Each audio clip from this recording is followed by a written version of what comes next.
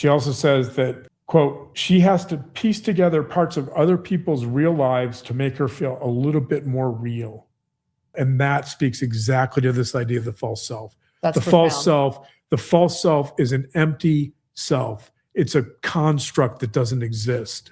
She doesn't have a self. Hello, Hidden Gems. Hello. We are back at our table, our dinner table, also known as our podcast table now.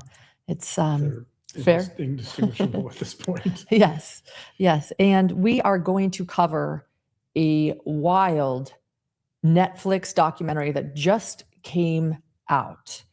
It is called Maternal Instinct. It is heartbreaking. It follows the story of Taylor Parker, 27-year-old Taylor Parker.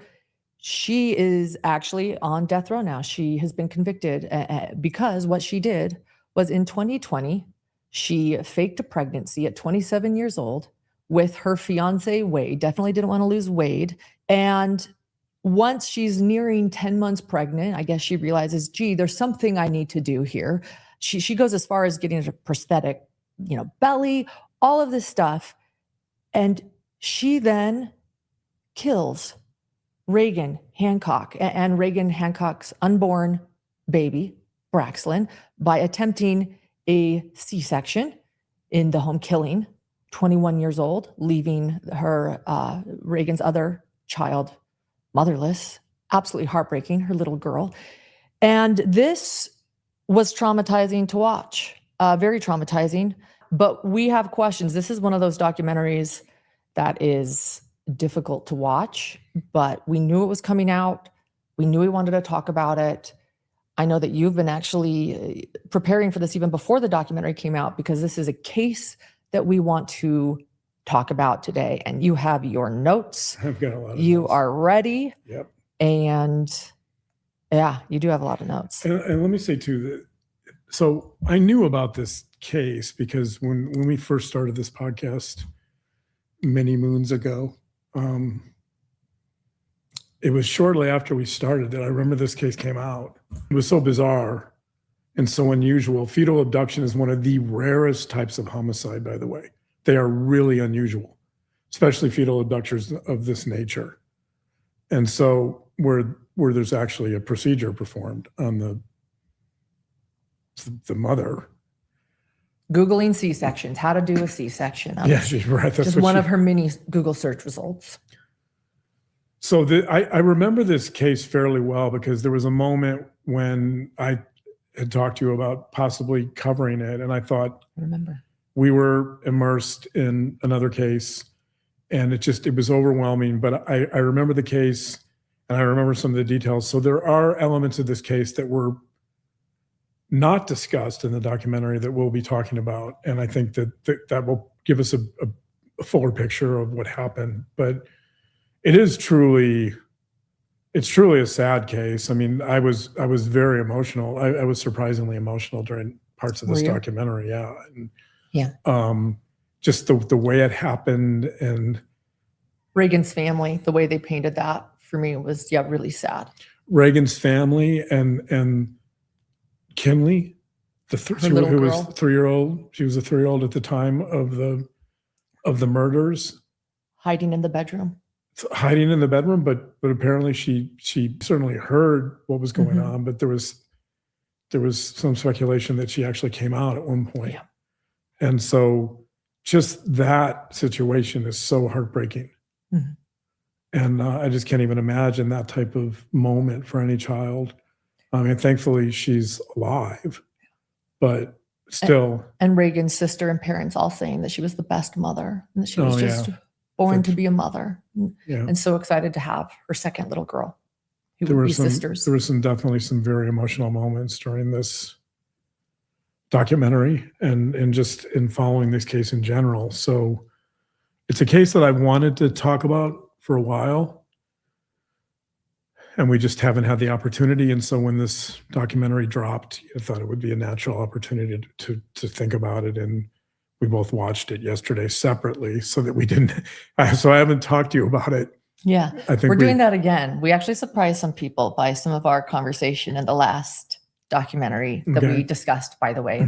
Okay. And some people thought, did you guys rehearse this? That I was maybe being a bit of a pushing you, but no, that's actually how our conversations sometimes go.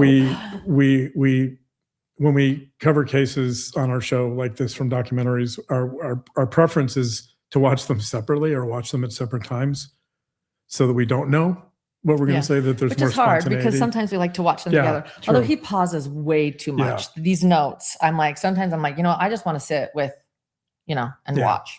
Yeah, there's no. You're like pausing and taking notes. So I don't mind that either. There's no watching true crime documents for entertainment for me.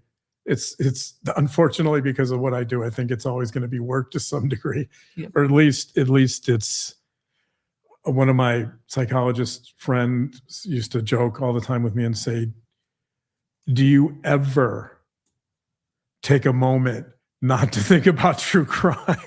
do you eat, breathe, and sleep true crime? Because that's the only thing that seems to be on your mind. I'm like, well, not really. It's pretty all consuming. And we do have a life and a child. So the answer is that, that's not the only thing that occupies my mind, but I do have a passion for true crime and for figuring out motivations behind crimes like this. So with that, should we dive in? Do you feel like you've given us enough background? I think I've given enough background. That was another request we had, to make sure that we give that background before we start talking, because I think we always come on and aren't sure how much to say right away because we know that there are going to be spoiler alerts. But I think at this point, people understand that we are going to be covering, if you see the title to this, a Netflix documentary. So clearly there will be spoilers, but we hope you'll stay with us. So people have asked me about this crime, by the way, over the years, and people are just baffled by this crime. I think, by the way, the correct terminology for this type of crime, it's in the research, it's referred to as fetal abduction by maternal evisceration. So that's a mouthful, but that's how researchers refer to this type of crime. There's different types of fetal abduction. This one happens to be by, as you said, C-section, by pulling the child out. That's maternal evisceration. So I think one thing to begin with is just to say that fetal abduction by maternal evisceration is very, very rare. They're extremely rare. And so the research on this type of crime it's really hard to reach any conclusions because there's just not a lot of data. There's not if you want to do research, the more data you have, the more solid your conclusions are going to be. And there's just not that much data. So between 1987 and 2011, there's only been 15 completed cases. So 15 completed non-family cases. When you say completed, you mean? Cases where the baby was removed and there was a death, there was a homicide. Okay. And where the offender, the perpetrator, was not a family member.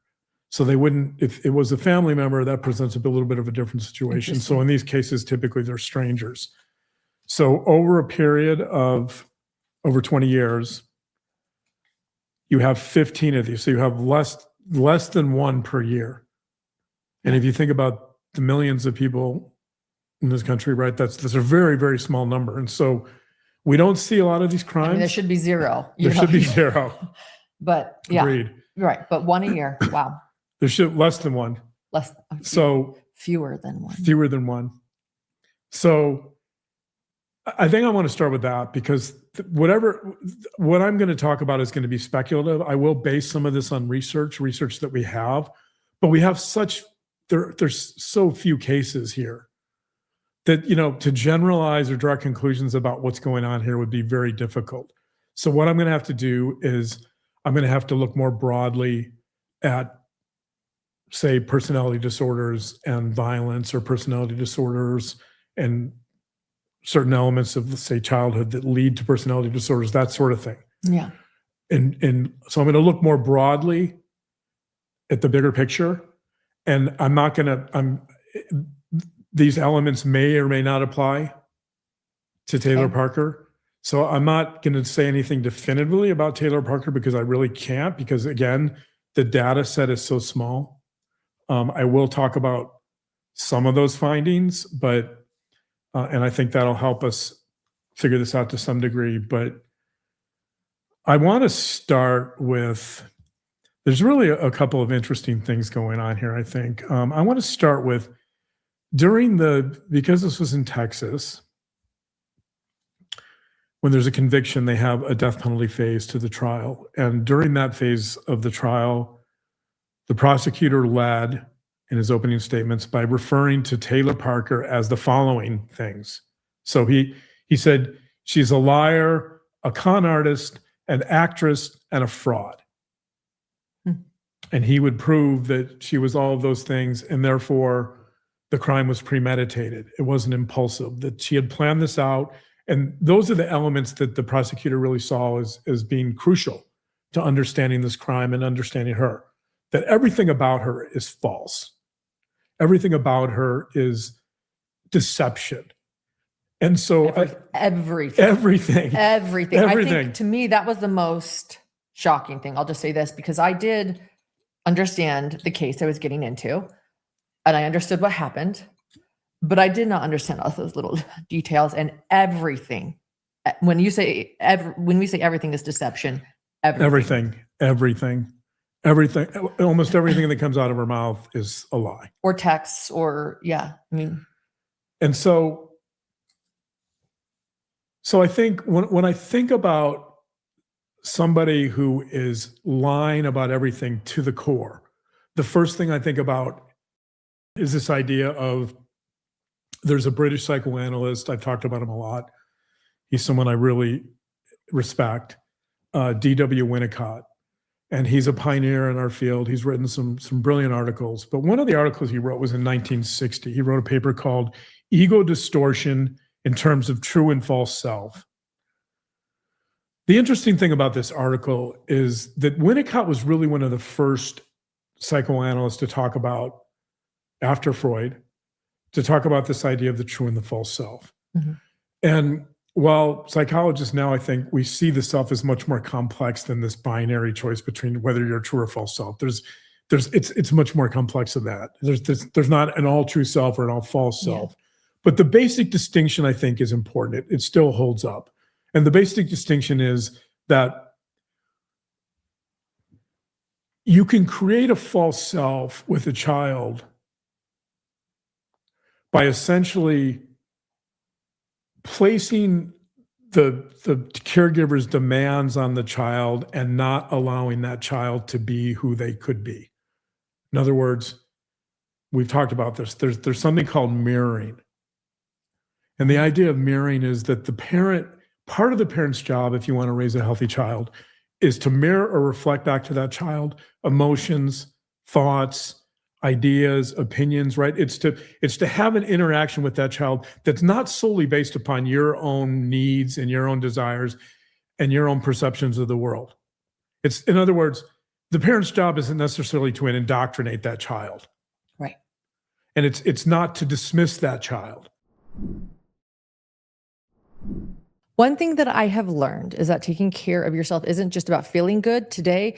It is about making choices that support your health years down the road. And that is one of the reasons I was drawn to OneSkin. What makes them different is that they were not built around beauty trends or marketing claims. The company was founded by longevity researchers who wanted to understand why skin ages in the first place.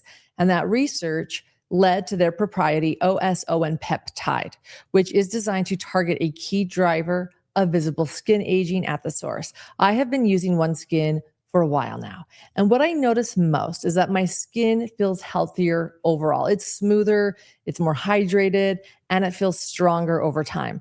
Dr. John uses it too. He has become a big fan. I also love that it's backed by real science and it fits easily into a simple routine. Born from over a decade of longevity research, OneSkin's OSON peptide is proven to target the visible signs of aging, helping you unlock your healthiest skin now and as you age. And for a limited time, try OneSkin with 15% off using code HIDDEN at oneskin.co/ hidden. That's 15% off at OneSkin, ONESKIN.co. That's CO with code HIDDEN. And after you purchase, they will ask where you heard about them, and please support our show and tell them that we sent you.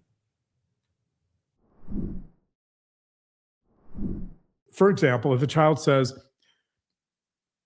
Dad, I'm feeling really sad, the way I might mirror something back to that child is, I hear what you're saying, that you feel really sad. Tell me what's going on. Well, it's like ChatGPT. It's like ChatGPT. Yeah, ChatGPT is probably more empathic than a lot of people, but these days. Very validating for good and bad. Okay. But so, yeah, I mean, ChatGPT actually does therapy with a lot of people these days, by the way. So maybe though, because they didn't learn mirroring. So keep they going. Didn't, right. I don't know that ChatGPT is going to be the best at mirroring, but this idea of mirroring comes into play because in this interaction between parent and child, the question is, does the parent remain open enough to the child's wishes, emotions, feelings, behaviors, right? Their view of the world. Is the parent acknowledging all of that in a way that the child can then become more spontaneous and become aware of their emotions, right? That's how you develop what's called a true self, is you're letting that child not only you're open to that child's complete experiences of the world, but you're acknowledging them and you're letting the child figure that out for themselves. Mm-hmm. Yeah. Okay. If you're not mirroring back to that child those elements of the child's upbringing, then and you're mirroring back, say, for example, let's say I'm trying to indoctrinate that child. So let's say, when you say indoctrinate, you mean I'm trying to force my opinions, beliefs, and your views, and let's use the example of sadness. The child comes up to me and says, Dad, I'm feeling very sad. And let's say I'm a father that's not comfortable with sadness in myself. Yeah. So maybe in that circumstance, my response to the child is, man up. I don't want to hear anything about sadness. You need to be tough. Yeah. That would be an example of a situation where a parent might start creating a false self in that child, because the child wants to talk about their sadness. They want to experience it. And we know that sadness is a big part of the human experience. It's real, man. Yeah. So if I'm responding to that child and saying, I don't want to hear about your sadness, be tough, man up, get over it, then what I'm doing is I'm starting to negate a very important part of that child's experience. And not only am I not allowing that child to experience sadness, but now I'm setting the stage for that child not to grieve. So let's say let's say in that family, the family dog passes away within a few days of me saying that to the child.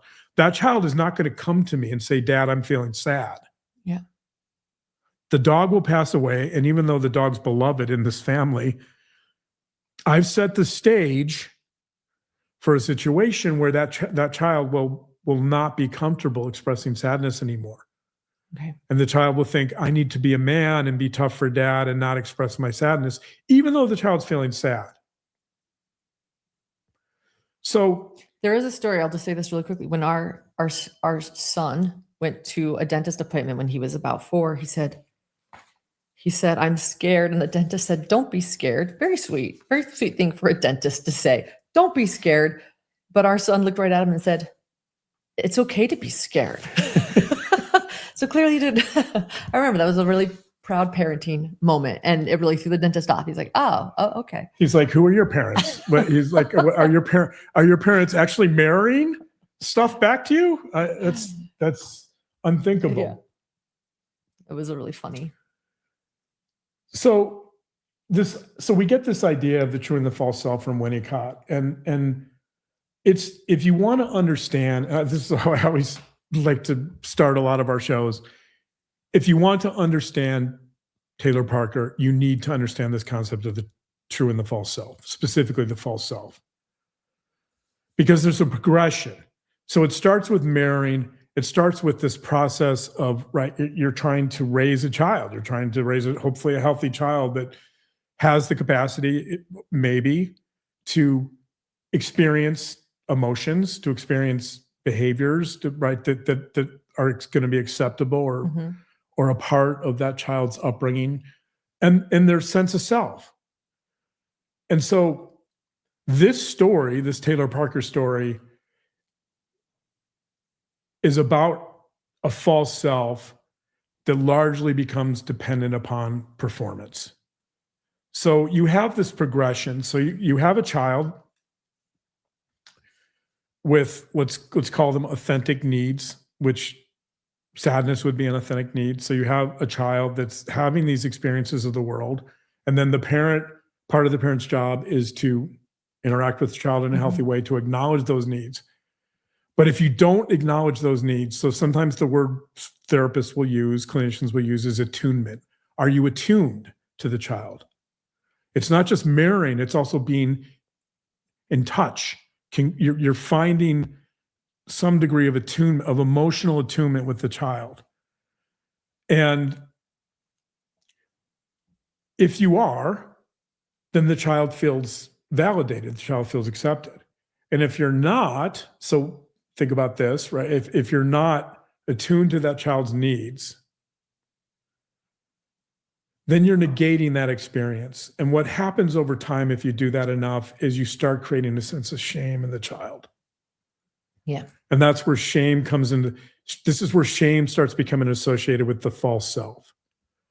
Because if you negate that child's experience long enough, and maybe not even long, it could just be one time. If I'm very punitive, if my child comes to me and says, Dad, I'm feeling sad, and I say, shut up, I don't want to hear about it, man up and be tough, it's probably going to only take one time for me to do that, for that child to shut down completely. So the next time that child feels sadness, not only will that child not come to me, but if let's go back to the example of losing a dog. Let's say the dog passes away. The child feels sad because naturally that's a natural response to losing a beloved dog in the family. So now when the child experiences that sadness, the natural response is going to be something like shame.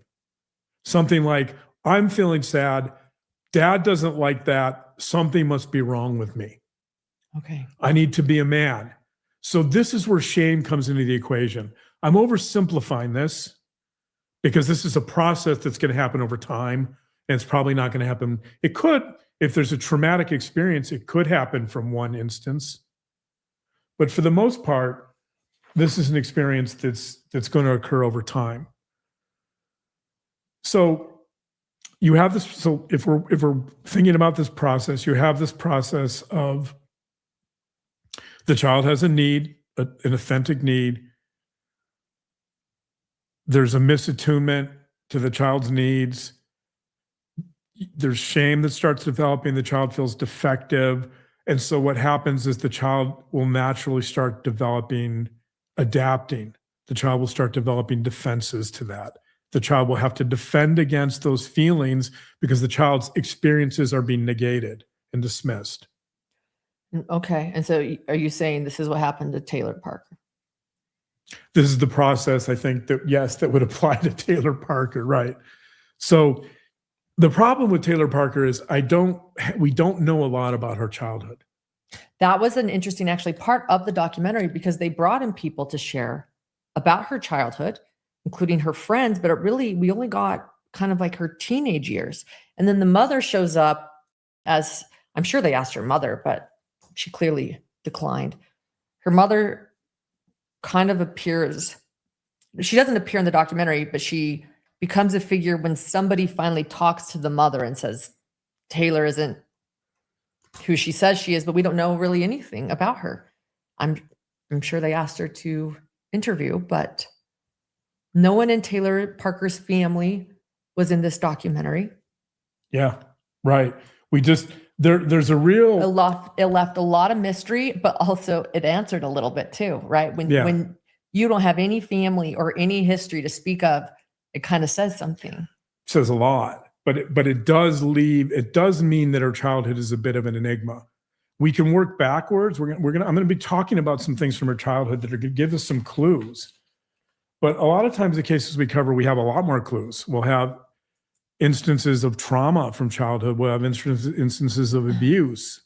We don't have that here necessarily. Well, they talked about low self-esteem. They did talk about her weight. Yeah. And that she had surgery, weight loss surgery, and lost a lot of weight and sort of enjoyed the attention once she was able to feel, I think, prettier and present herself.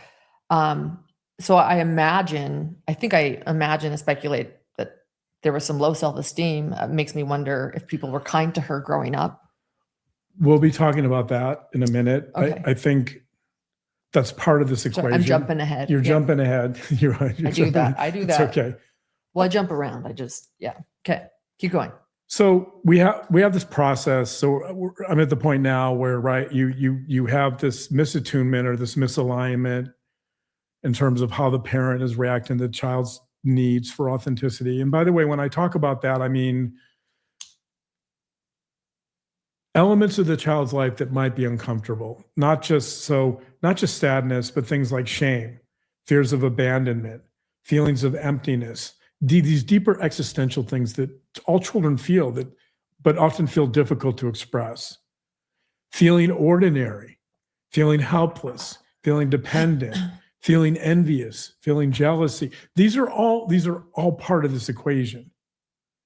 Feeling anger, feeling rage, fears of being unlovable. These are all normal parts of the human condition that in a perfect world, children are allowed to express and the parent is capable of acknowledging. But when the parent doesn't, right, then you have this situation where the child oftentimes feels defective, or they feel shame, they feel fear perhaps at experiencing any of those elements I talked about.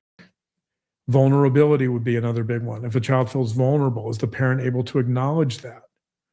So when a parent can acknowledge that, you get a child has to adapt to be able to cope with those emotions. Mm-hmm. So that's where defense mechanisms come into play. And what happens is because the child's not able to start really experiencing what a true self would be like or an authentic self would be like, the child starts experimenting with various ways to feel normal, and because these experiences are negated, the child has to cope. The child's trying to find ways to exist in the world, even though this big part of their experience is negated.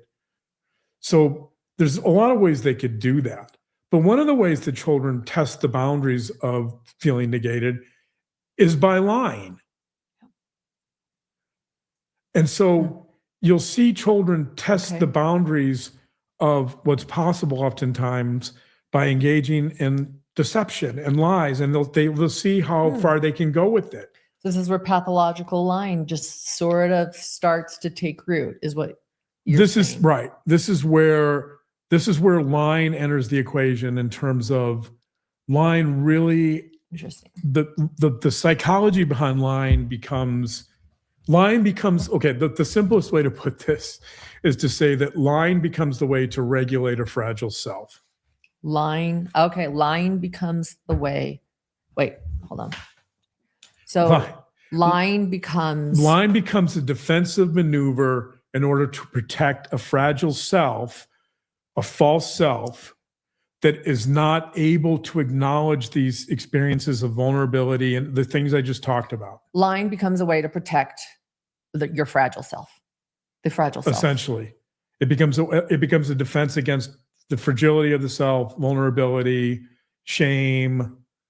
All of the above. All of the above. A way to protect against. Okay. So it becomes a fragile self. It becomes a way to transform. Basically, it becomes a way to transform certain unbearable emotions or experiences into a reality that's more survivable, that they're able to cope with better. So if we go back to my simple example about the dog passing away and the child feels sad, and then the child knows they can't express that, they're experiencing grief, they can't express it, it's not being acknowledged. The child feels defective, or the child experiences some shame around that, the child may have to, in order to cope with that situation, the child may start fabricating and creating stories to make them feel better. Okay. Such as, well, the dog, for example, well, I didn't really love the dog anyway because the dog bit me all the time. And let's just say that's false. Let's say the dog was wonderful and the child loved the dog. Right. The child is creating this alternative reality. Interesting. Lying about it, creating this alternative reality in order to regulate their emotions and their shame and their fragility. Interesting. And so what happens is the child, and I'm having a lot of aha moments here. This goes back to what the prosecutor said about Taylor Carter being a liar, a con artist, an actress, and a fraud. Let's isolate the actress part. So what happens when you have these steps and the child starts lying is it becomes a child in some way starts acting because they know their real experience should be sadness. Yeah. But now they're creating this other narrative that negates sadness, and it presents this fiction they're creating about the dog being cruel so that they can cope with their sadness. It's false. But what's important about it is it becomes performative.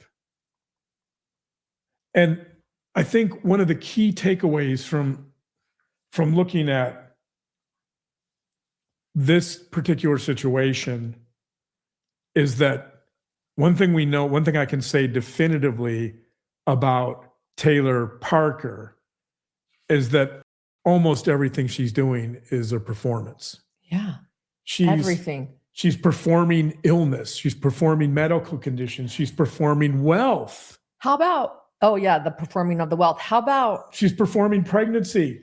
She's performing victimhood. Let me keep going. Well, I just want to performing her maternity pictures where she writes some photographer and says, what I really want is laying with my belly up in the air on a horse. I'm like, how about just like, if you're like faking a pregnancy, like it's just bold enough to be like, hey, I want, maybe some maternity pictures. Like even that's mind blowing. I mean, faking your pregnancy is mind blowing. Yeah. Faking your pregnancy so far that you're like, let's go get maternity pictures is mind blowing. Going so far as to doing that and saying like, I just talk about performative.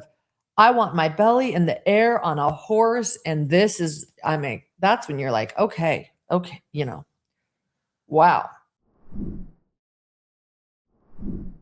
This episode is brought to you by IQ Bar, our exclusive snack, hydration, and coffee sponsor. IQ protein bars, IQ hydration mixes, and IQ Joe mushroom coffees. They are delicious. They're low sugar, brain and body fuel that I love to win my day. One thing that I have learned from years of road trips, filming days, weekends at soccer tournaments is that if you don't bring snacks, I'm going to end up making terrible food decisions. Not only that, but a hangry is a thing with me. If you're curious about the whole IQ bar lineup, their ultimate sampler pack, which we have loved, lets you try the bars, it lets you try the hydration mixes and the mushroom coffees all in one box. Right now, IQ Bar is offering our special podcast listeners, our hidden gems, 20% off all IQ Bar products, including that ultimate sampler pack that I have mentioned, plus free shipping. So to get your 20% off, all you do is you text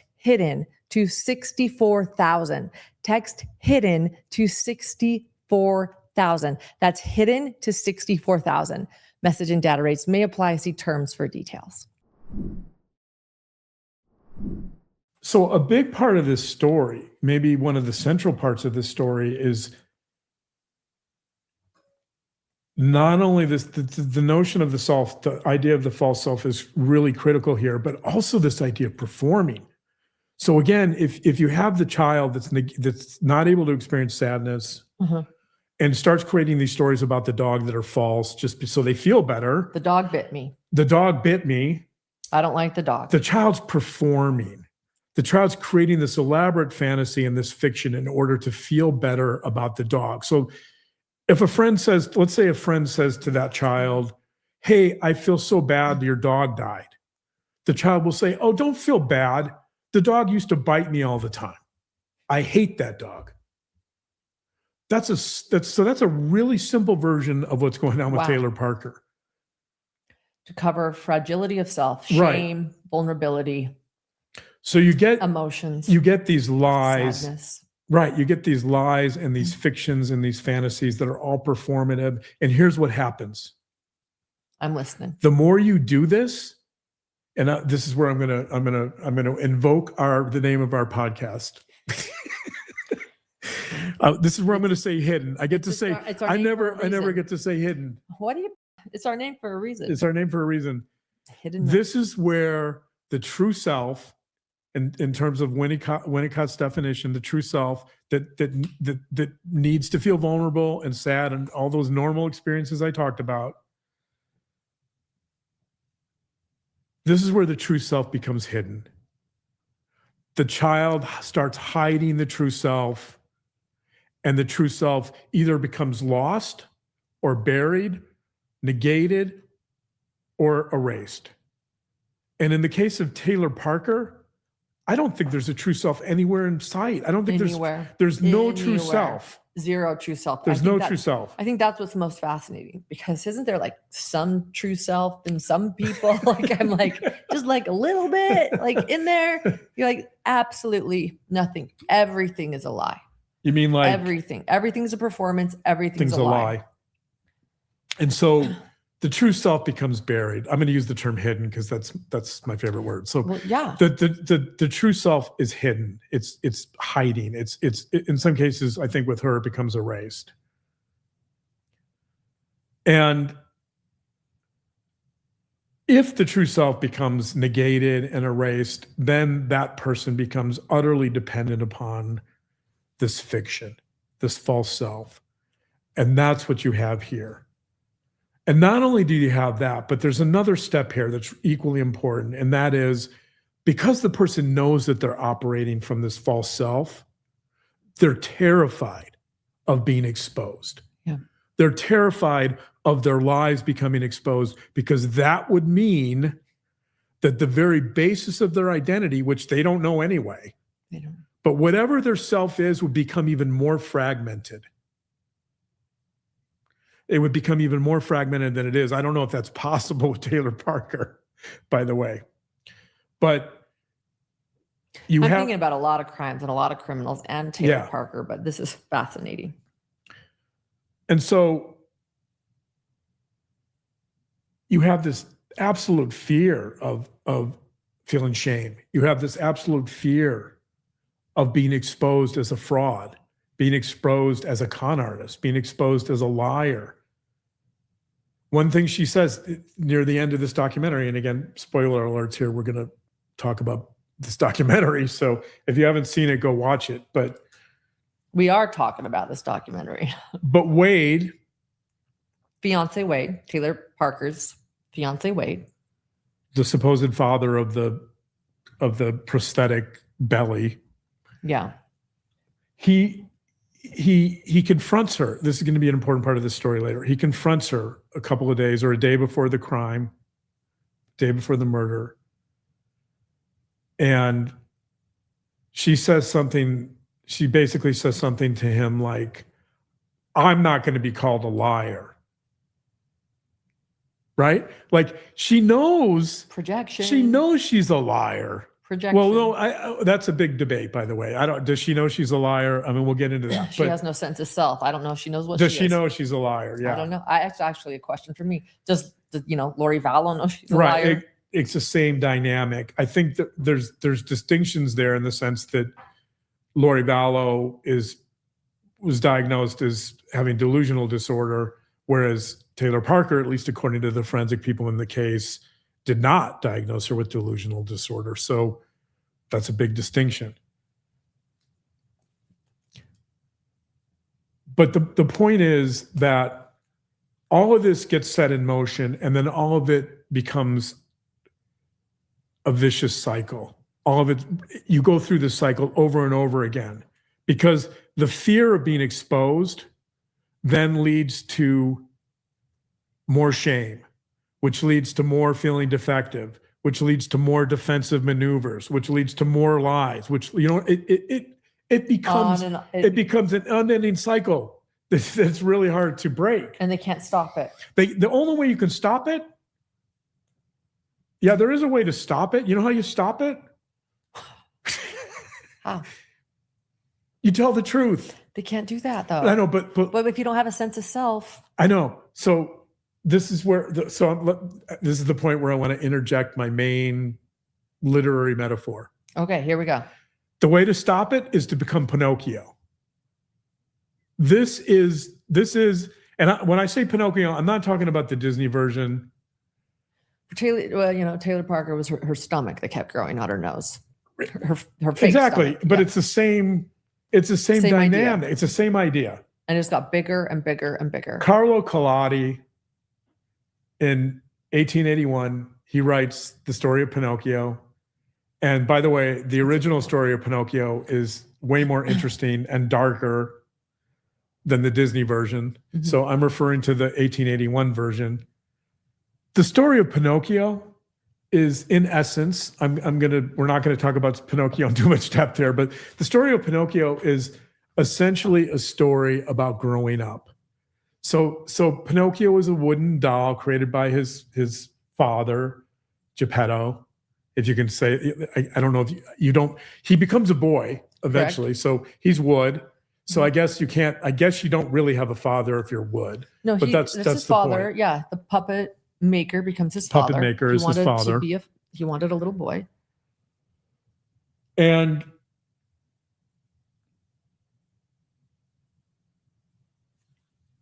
the way Pinocchio transforms is essentially by growing up and taking responsibility for his actions. And so he's kind of this. His nose gets longer and longer and longer. So the nose becomes a physical manifestation of his line. It grows longer every time he lies. A whale appears somewhere. Yes. Isn't there like a whale? It's like but that's okay. We're skipping the whale. Yeah, that's all I remember. There's also a sea monster. Okay. There's like toys that come to life. It's a great story. I was actually going to reread it for this episode, but we don't have time. I didn't have time. Yeah. So, but trust me that the metaphor of Pinocchio is applicable. The nose grows with each lie. The nose becomes a metaphor for the self that's becoming more deformed. In other words, one of the things about Pinocchio is that lying harms the self. Yeah. Lying, because you're digging this false, because you're amplifying this false self, in a way, you're really deforming yourself. You're really distorting any version of the true self that might be left. You're starting to negate it, and you're really starting to bury that and deny it. And the further you get away from that, the harder it's going to be to get it back. So with Pinocchio, right, the more Pinocchio tries to control his environment and the more he tries to control appearances, the more visibly out of control he becomes. The worse it gets. And so you have a similar dynamic. It's also a snowball effect. You have a similar dynamic with Taylor Parker in the sense that she's creating these lies about her wealth, about her physical, her medical issues. She has MS, she has brain cancer. Like, it just goes on and on. Mm-hmm. I don't even know if we have time. So many lies. The money, the finances. But going as far, this was one moment that was just surprising to me. This is, I think, a question with how much does she know? How much is a lie? She creates this fiction about her wealth and goes out and buys her mother-in-law a car, gives her mother-in-law the car. Yeah. And then 3 weeks later, it's repossessed because no one's paid a dime on it. Right. And that's it. Nobody talks about it. But my point is, like, there was almost a part of me that wondered, that was a great example. Did she know that was going to happen? Did she know that 3 weeks later, the car would be repossessed? Or did she somehow think that, like, what, or, was she taking pictures of it with a bow for social media knowing it would be repossessed? Or I think that's an interesting part of this story is if you have a pathological liar and they're lying all the time, then why do you keep buying their lies? Well, I mean, there's a gullibility. Well, yeah, that was part of it. Yeah. Wade wanted to think the best of her. People were starting to figure it out. Everyone wanted to think the best. Wade, right. Wade, we'll get to some things Wade said later. I don't want to kind of, I don't want to say I don't want to spoil too much with Wade because there's some things he said that are going to be absolutely critical to this analysis, but Wade wants to believe her. He does. Wade wants to think that, I think a lot because there's two choices in front of you. You either have a pregnant fiance or it is the absolute worst case scenario and you are living with, a sociopath or what you feel like is right. I think that's oftentimes how crimes sort of happen too, is I feel like it's always hindsight when you have somebody and you think it just can't be that bad, right? The other option is so horrific to think about. There's a social contract. We all have an implicit social contract, which basically says that human beings should be trustworthy, that human beings operate in good faith, that human beings tell the truth. If we didn't have that social contract, society would collapse instantly. If everybody was lying to everyone about everything, I mean, that's the reason we have the law. That's the reason we have a legal system, is because contracts get broken and they have to be enforced in some judicial way because human beings aren't always trustworthy. But for the most part, most of society operates with the assumption that people, even if they're lying, the assumption is that people to some degree are trustworthy. Otherwise, you can't do business with people. I know. And when you're looking at someone face to face and not only that, but when you're living with them and they're carrying your child and you fell in love with them and they're your fiance, I don't think you're going to go to, she's faking this entire thing. You'd rather stretch to like, no, her mother, is wicked and took her money away and, Well, this is actually a really important part of this story, which is that Wade becomes one of the central vehicles for her lying apparatus. Wade becomes both the emotional catalyst and the audience for her performance. So in other words, to put it simply, she's using him. She's manipulating him. And she's manipulating his sense of operating in good faith and believing her and his dependency. I think Wade really, he doesn't totally trust her, but he really wants this to work to some degree. Yeah, absolutely. And so she's really taking advantage of that. She's really manipulating. That's what all liars do. They play on people's gullibility. They play on people's vulnerability. They play on people's trustworthiness. And so clearly she's doing this. Their humanness, let's even call it what it is. Just their belief in, being human. Exactly. So that the Wade part, I think, is really important. Because there's another part of that too.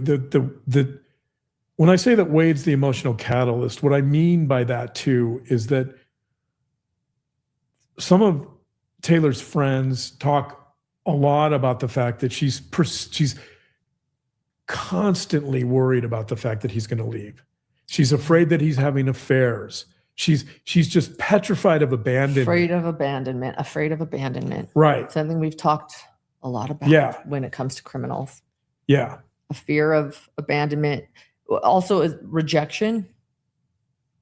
Absolutely. That's a part of this equation for sure. But let's, in terms of Wade. I shouldn't say just a fear of criminals. We talk about crime and criminals, thus I said that, but it's a fear of people who also don't commit crimes too. I just mean in the criminals we talk about. And so you see she's constantly worried about the fact that he's cheating, that he's going to leave, that perhaps he doesn't love her. These are things that are always on her mind. And that naturally leads into the pregnancy. So she's trying to get Wade to stay. She initially tries to get him to stay. through money, Mhm. through wealth. That's where the whole Pecan Point estate that's worth $4.7 million, almost $5 million. She dangles this carrot like, hey, Wade, I know you've wanted this your whole life. And not only, by the way, speaking about performances, how about she knows this guy. She meets Wade in October, and she tells him within like weeks that she's going to buy this property because she's an oil heiress from her grandparents. So in December of 2020, she gets the whole family together, and they have that. You remember in the documentary, they film her performing for no reason, by the way. And let's be honest, nobody could give a during that moment. It was like the most. Well, I think they're all kind of stunned. Nobody cared. I think the families I think they're all stunned by the fact that like, here's Wade about to get, supposedly in their minds, about to get a $5 million property. Well, but nobody's showing that on their faces. They're all all stunned. What do you mean?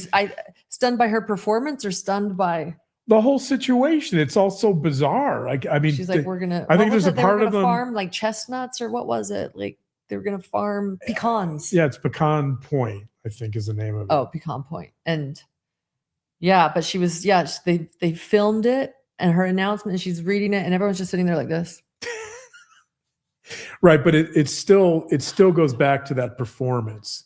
She can't just buy the property. She can't just buy the property. Which she never did because she didn't have the money. Right, she didn't have the money, but she can't buy the property and just, like a normal person would buy the property and they'd move in and like family would know.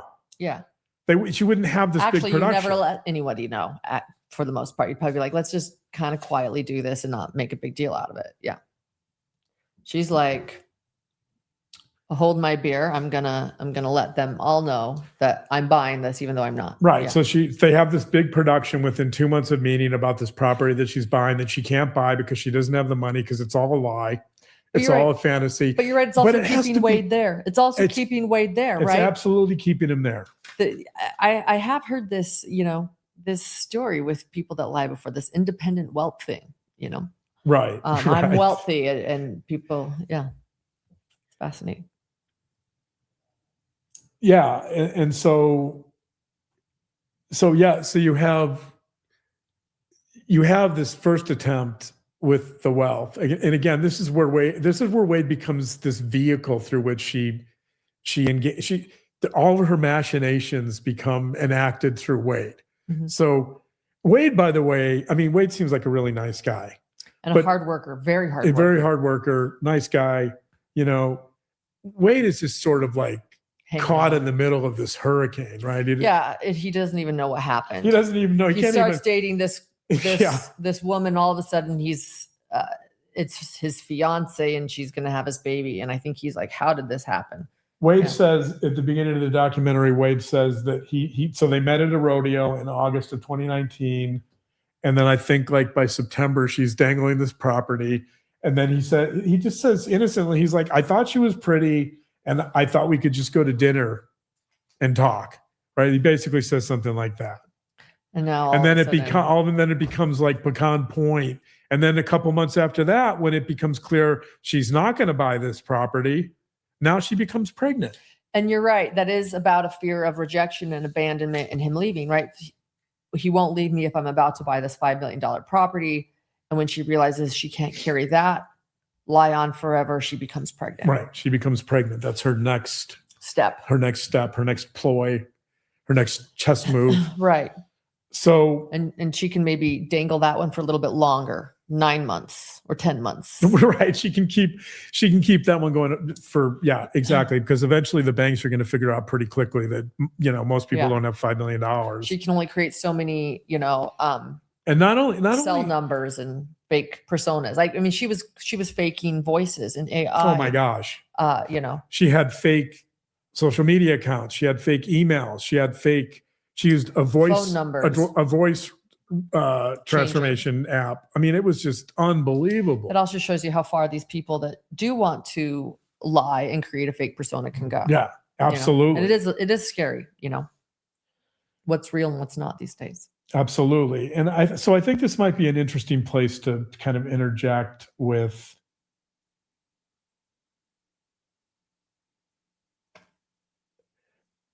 people have asked me, specifically Grayson has asked me many times, do you think she has a personality disorder?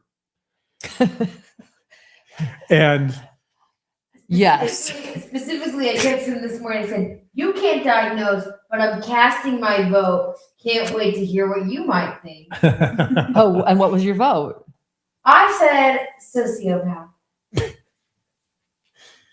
I don't know. That was just me and my ChatGPT throwing out personality disorders and traits. I think, no, I definitely think, I mean, there's like at least one personality disorder, if not more.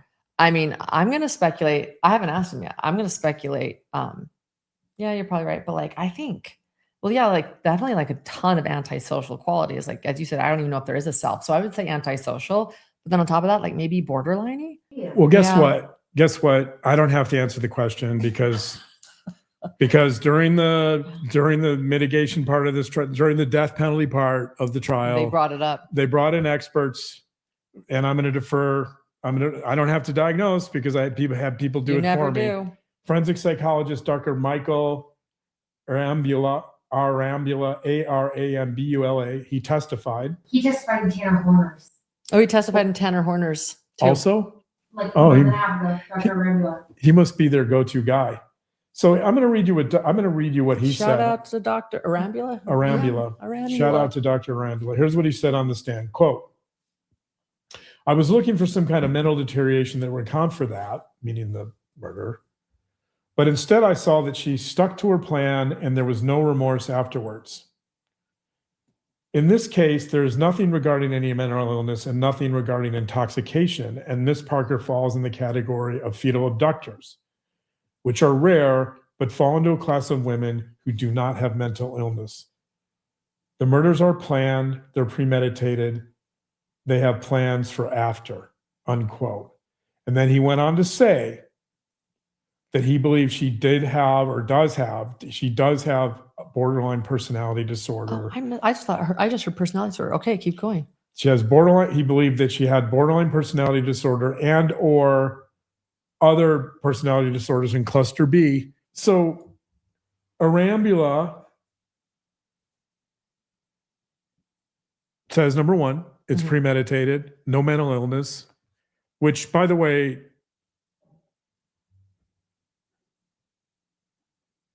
I think it depends on what he means by mental illness. There's different, because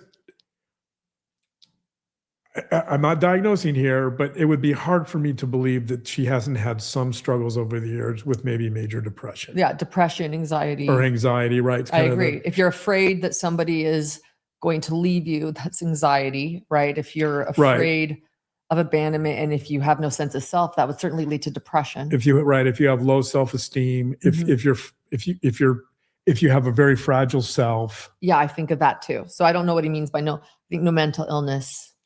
But Is he mental referring illness, to he's like probably maybe talking. schizophrenia? Yeah, he's or probably talking about psychosis, schizophrenia. psychosis. Yeah.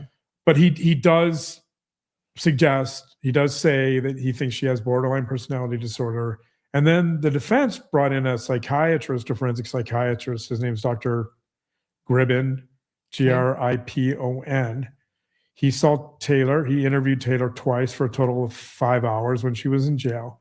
He described her as, quote, a pathological liar. And he said that she had a mix of psychiatric disorders, including narcissism, Okay. borderline personality disorder, and antisocial and histrionic. In other words, he basically says she has everything in cluster B. Everything. She's got the whole cluster. That's all of cluster B. That is everything. Narcissism, histrionic, borderline, antisocial. Wow. He also said that one of her main motivations for being a pathological liar, so I've explained it a little differently. Just like a walking cluster B. She is. She's like DSM. Yeah, she should have her picture in there. She should have her picture in there for having the whole constellation of cluster B traits, Wow. qualities. Wow. He says Hello, that my name is Cluster B. the reason she's a pathological liar is because he says, quote, when her external world is not pleasant, her internal world is pleasant.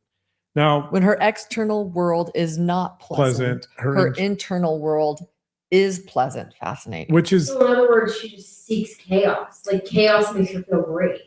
Well, I think it's even more worse than that. I think it's more a version of what I've been talking about with lying, that it's she's creating these fictions to protect herself against shame Mhm. and fragility, and it gives her control. Yeah, she definitely wants to create chaos. Yeah. The one thing that lying does is it challenges other people's reality. It challenges other people's perceptions of the world. And when you do that, you create chaos. Yeah. When you say, this is my version of the world and you're wrong, and you know that version is not correct, Mhm. it throws you into disarray. It upsets your normal perceptions of the world, and that's chaos. So yes, pathological liars do create chaos. They do, and they do it, by the way, to control.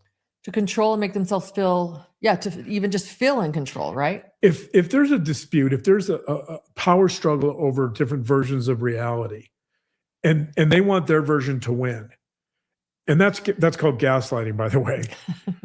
If they're gaslighting you and arguing that their perception is correct, and you feel crazy, or you feel, And you're questioning reality. you're questioning reality, you feel a little bit disoriented from it, then you're off balance.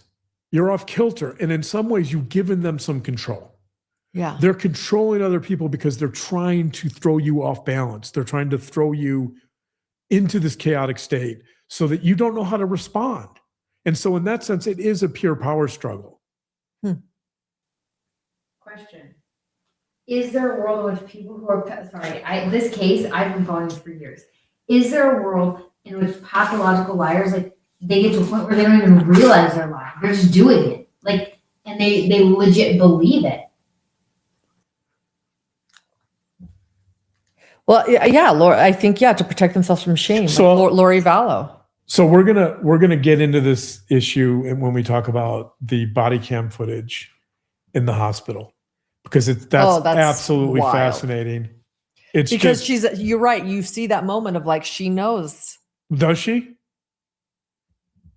Ooh, okay, keep going. That was Does she? That was a great Does hook. she? That was a great hook. Yeah, right. So Okay. the hospital body cam is just, there's nothing like it. It's just unbelievable. So, but that's where we're going to answer that question, which, by the way, so that will take us to the next segment, which is the pregnancy. We have to talk about the pregnancy.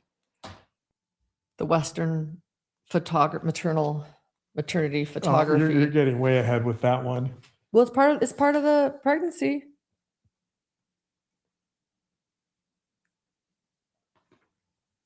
The pregnancy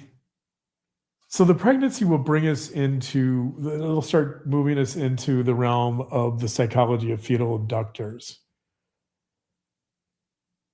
The pregnancy is you have to say the pregnancy is her master performance, right? That's her master lie. Mm-hmm. The problem with the pregnancy is, well, actually, let's back up a little bit, because I think this is really fascinating about Taylor Parker, is how many of her lies are based on something, her body. Her body becomes kind of the place of a lot of her lying, and it becomes sort of evidence. It becomes the place where her lies come to life. And so if you think about her medical illnesses, in some ways she takes these fictions and she makes them more realistic by saying that they're her body. Yeah. So she says she has MS. So she says she has cancer. It's true. Nobody can find any of these things, but it's hard to really dispute. If you're arguing that this is happening in my body, and even if it's subjective, in some sense, she's making them more realistic. And what's fascinating to me about that narrative is there are issues here going back to her childhood. We haven't really talked about some of her childhood stuff yet too much, but her body becomes the site of a lot of her shame. Yeah.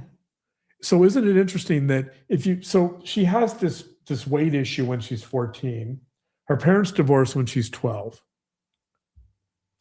Her mother, Shauna talks about the divorce. She doesn't say much about it, but there's some implication. This is really interesting. There's some implication that the divorce must have been messy because, according to Shauna, and I don't know if this is accurate, but Taylor starts using these are Shauna's words about the grandmother starts feeding Taylor food for comfort. That's the term she used. So she becomes a comfort eater. She picks up a ton of weight. I don't know how much, but by the time she's 14, she weighs 250 pounds, according to Shauna. So what's interesting about that is here you have Taylor, who, a couple of things. Number one, we can make an assumption that the divorce must have been somewhat traumatic because she's eating emotionally Right. for comfort to calm herself, right? To Right. deal with that trauma, number one. Number two, we can make the assumption, I think that's important here, is that she struggles with some emotional regulation. Mhm. If she's comfort eating, number one, and she's self-medicating through food, number two, I think we can assume that if we go back to this idea of mirroring and attunement with parents, that she's lacked that to some degree. Mhm. That if in the creation of a false self that becomes Taylor Parker, I think it's probable or it's possible that this becomes a metaphor. Her body and her weight gain becomes a metaphor for her inability, for her emotional dysregulation, for her inability to really regulate her emotions because she never had that opportunity to, apparently, in her family. Yeah. So and again, I'm making a lot of inference here. This is speculation, but the pregnancy her body then becomes the site and the source of shame when she's very young. Oh, interesting. Right. And it's possible. Okay. It's possible. We don't know. It's possible she may have, I don't know if Shauna's version's true, but it's possible that she may have had weight issues prior to 14. Who knows? Yeah. Right? But if she didn't, either way, her body becomes the manifestation of her shame. Interesting. And then later on, you get this that she's using this prosthetic, Belly. which is a way of putting on weight. It's putting it on in a way that's not real. But she's revisiting that shame. Interesting. From her childhood. And so the pregnancy becomes not only proof of this fantasy of Having Wade's baby. Having Wade's Being baby, Wade's baby right? mom. Having Wade's baby, but it also solves a lot of problems for her, in the sense that it solves a lot of problems because a baby, in theory, offers unconditional love. Yeah. So it gives her, in her fantasy world, this is a way for her to get unconditional love again. Unconditional love.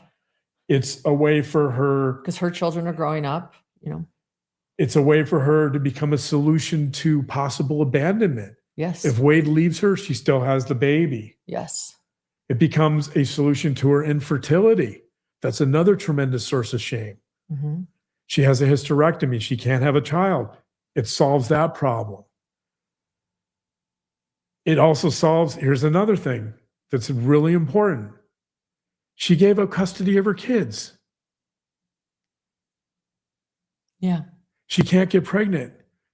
In other words, I think there's a deep source of shame here for her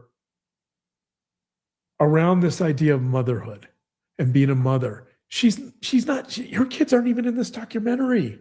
They're a little bit. Well, they're there for the gender reveal. Right. I mean, Which is so wild. They walk out with her for the gender reveal, her older children. so the pregnancy becomes a source of reparation. It becomes for her in her fantasy world, it becomes a solution to a lot of these problems she's experiencing with shame. So if there's shame around her being a mother, it solves that too. It also solves the problem of her relationship, of whatever relationship issue she's having. It creates, so let's say that it seems like Wade might be distancing himself from her to some degree. Mhm. It solves that because it forces him closer to her, no matter what. Yeah. It forces him to stay with her to some degree. And so, interestingly enough, I think for me, if you go back to these earlier issues around weight, you start seeing, so she loses this weight, presumably reducing her sources of shame to some degree, but not really. They don't disappear. They're not erased. She still has, if she did have trauma from the weight gain, that's still there. Yeah. If she had shame from the weight, it's still there. But this pregnancy, ultimately, this pregnancy becomes this catch-all Right. for all this shame and all these issues swirling around her shame. Also, let's think about other issues of shame that she has. She's lost custody of her kids. She's had multiple divorces. She's had a history of relationship failures, infertility, her hysterectomy, job instability. She can't keep a job in adulthood. She's been fired from all these jobs. Financial issues. Financial issues, right? Lack of money. It's not going to solve that problem, but it's by creating this, by faking this pregnancy and having this imagined baby. I think it really becomes compensatory. It really becomes a solution to so many of these issues she's having, to all this shame she's experiencing. And so I think if we're trying to understand Taylor Parker and we're talking about this idea of the false self, this is her attempt to reverse that. This is her attempt, even though it's all fiction, right? The irony here, there's a paradox here. She's created this elaborate web of lies and all these fictions that she can never reverse. Mm-hmm. But she thinks that by having this baby and by being pregnant, that somehow she's going to reverse, she's going to solve all of it. And that, by the way, it's so rather than coming to terms with all of her lies. Right, exactly. It's important. The most important point here to understand about this is this explains why she's all in on the pregnancy. This explains how she could go from this false. People keep saying, well, people know she's lying. People know she had a hysterectomy. They're like, well, when is she going to have a miscarriage, right? She's not going to have a miscarriage because she's so invested. That's what's sad is a lot of people knew and nobody thought that she would go this far. But at what point, again, do you see the red flags enough to realize how far someone will go? Right. But I think you have to understand the source of her shame in her body from the past and how this pregnancy and this baby and the issues, the success of this pregnancy, the success of this pregnancy and these issues around infertility and motherhood. She can't have a miscarriage. Because she can't have a failure. Exactly. That's a failure. That's a failure. That's more fertility issues. And she can't be exposed. Under no circumstances can she be exposed because that would increase her shame. That would make things a million times worse for her. Right. That would mean that all her defenses and all her adaptive strategies and all her line would be exposed. She would be exposed. And her shame would increase exponentially. Yeah. In fact, I would argue that it would increase to the point where it might increase to the point where, well, it did increase to the point where she harmed someone else, but it's possible it could have increased to the point where she could have engaged in self-harm. Because that's how desperate she was. Right. So unfortunately, she acted out. That's scary. She acted out externally rather than internally. She could have had this miscarriage and somehow justified all this, but because of her investment in this. And because psychologically and emotionally, it meant so much to her, she carried it out. She felt like she had no choice. The desperation is what makes her so dangerous Exactly. And not only the desperation, and made her so dangerous. not only the desperation, but the moment.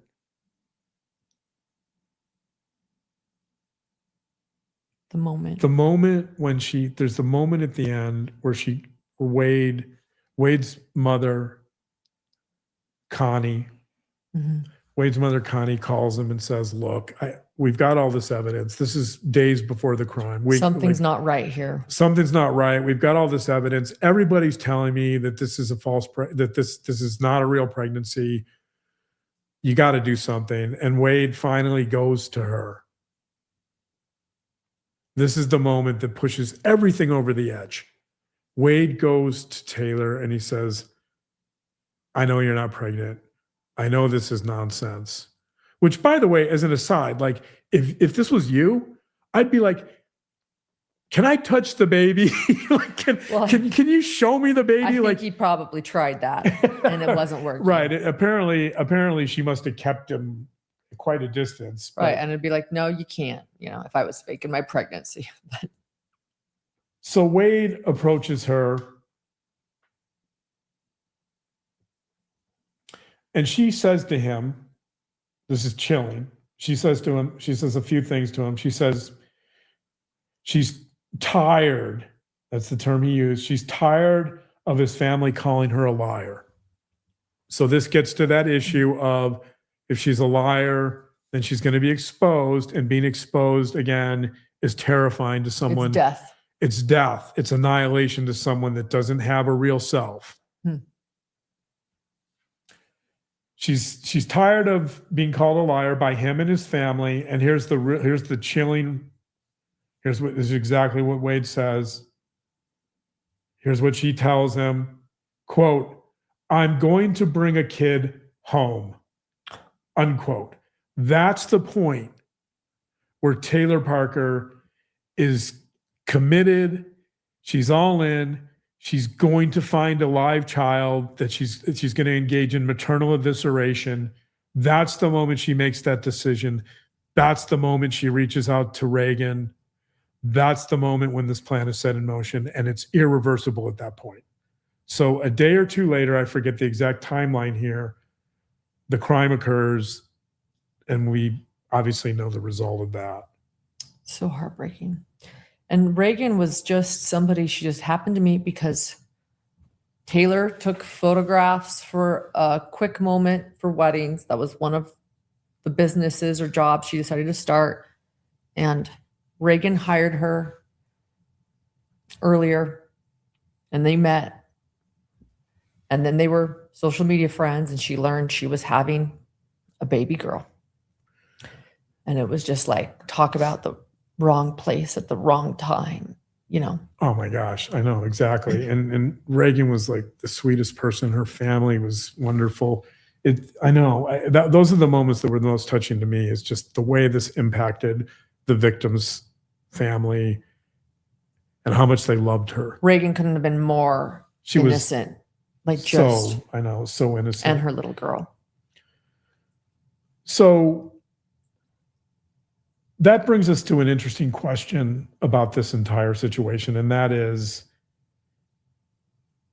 that as Reagan's wedding photographer, so one of the things they said in the documentary is that after the wedding, they actually invited Taylor to participate to the reception and to participate in. After the reception ended, nice. She went out with them and spent time with them. In other words, they seemed to think she needed needed friends. They sensed that she was lonely.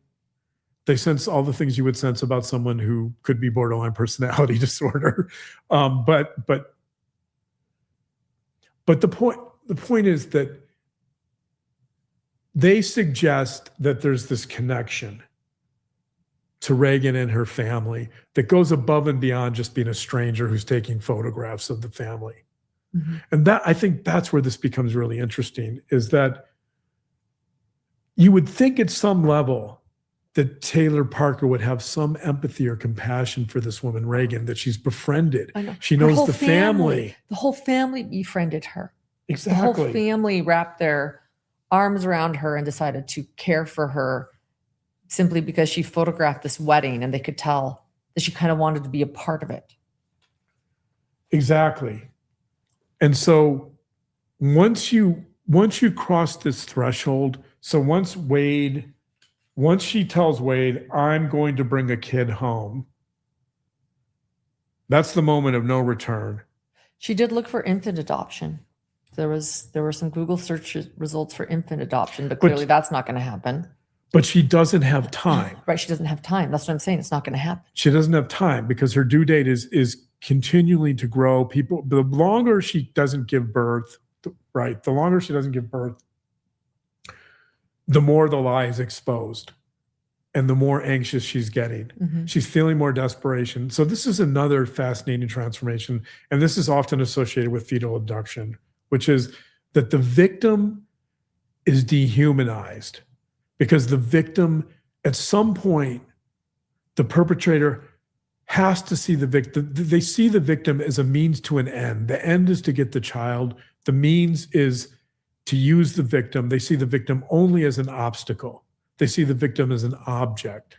So even though this is really interesting, even though Taylor Parker knew her family, she spent time with her. I know. The night before. I know. In fact, when they said who they thought it might be, Reagan's husband said, no, there's no way. She was just here the night before. Exactly. There's no way. And so it poses an interesting question because when she's doing the wedding photographs, there's no means to an end at that point. She's not pregnant. But if we go back to what the forensic evaluator said about her not having any remorse, it does suggest an absolute lack of empathy. Right. That whatever she was doing with them was all performative. None of that was a real connection. To feel loved and for her own attention, her own need for Her love and attention. Her own need to feel less lonely, her need to feel more connected, to feel any connection to people. Well, her once friend, her former friend that decided to stop being friends with her, said that she was so excited about her pregnancy, but then she almost wanted to be a part of it. And Reagan's family sort of said the same thing about her at the wedding, that she almost wanted to act like a bridesmaid. She wanted to be a part of it. Well, her friend Mackenzie actually said that when she became pregnant, she became like alarmingly attached to her. Correct. Almost like it was almost like it was her pregnancy. Like she was like, in fact, that's an interesting quote that I want to read now by Mackenzie. I got so many notes. You do. Mackenzie says, here's what Mackenzie says. This is a brilliant analysis of Taylor Parker. Mackenzie says, quote, it was like she wanted it to be hers. She also says that quote, she has to piece together parts of other people's real lives to make her feel a little bit more real. That's exactly what I'm talking about. That's what Mackenzie, to make her feel more real. She has to piece together parts of other people's lives to make her feel a little bit more real. And that speaks exactly to this idea of the false self. That's the false self. The false self is an empty self. It's a construct that doesn't exist. She doesn't have a self. And by the way, on that issue, if you don't have any substantial sense of self, if all you have is this empty self and this false self that's devoid of any substance, then you're going to have no self-awareness. Yeah. You're going to have no capacity to reflect. The term I use all the time is metacognition. Metacognition means thinking about thinking. It's self-reflection. It's the ability to step back and analyze your actions. She lacks that. If she had that capacity, she may have been able to stop herself. Yeah. But because of this idea of taking bits and pieces of other people's lives and kind of grafting them onto herself, it shows, as you point out, it shows that she lacks this capacity for self-reflection. She has no self-awareness, and that compounds this whole situation. That is a profound quote Yeah, it was one by of Mackenzie. it was one of the better quotes. So this leads us to treating Reagan like an objectifying her, and not having any empathy or remorse because she's completely dehumanized her. She's already done that, by the way. So one I think thing, she's done that to everyone in her she's life. done that to everyone. Yeah, true. I don't know if there's anyone that isn't serving a need for her, you know? Right. And so the violence becomes a solution for her. Yeah. The violence becomes a way for her. All those issues I just talked about with shame and her fragile self and feeling like she's an inadequate mother, all of those issues this now becomes an attempt to solve that. And nothing's going to get in her way. Yeah.